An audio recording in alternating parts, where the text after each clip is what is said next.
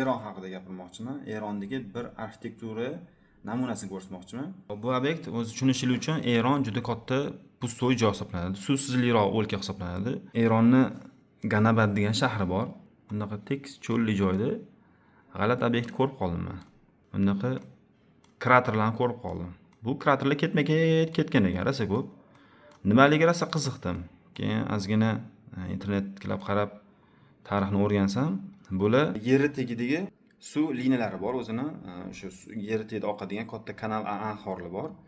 O'shalarga ulangan quduqlar hisoblanar ekan. O'zbekcha aytganda quduq. Adak o'zining nomi Kiaris yoki Kanal deb nomlanar ekan. Istoriyasini ko'rsanglar juda ham qiziq ekan. Taxminan bir 3000 yillar bo'lgan buni to'ysa ixtiro qilishgan ekan. Bu fizikaviy xususiyatga ega bir quduq hisoblanadi. Yer tagida katta kanal anhorlar, ularga tunnel qazib tushib, hattasini ulab chiqishadi va shu orqali irrigatsiya tarmog'ini yaratib, aholini suv bilan ta'minlashadi.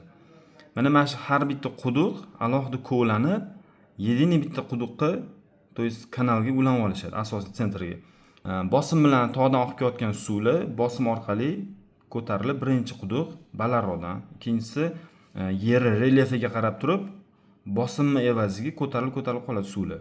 Yani O'zbekistonga quduqlarga o'xshagan emas, bu irrigatsiya tarmog'i hisoblanadi. Bu yer ustidan kanal qilib suvni olib ketish emas, yer tagidan olib ketish hisoblanadi bu. Yana bitta qiziq narsa bor ekan bularda. Tog'li rayon mana amitlar, Erondagi uzoqdagi tog'li rayonlar, boshqa chegara hududlari va ulardan oqib kelayotgan tog'lardan tushadigan suvlarni bu cho'lliroq zona bo'lgani uchun bunaqa sathlar hosil qilishar ekanda.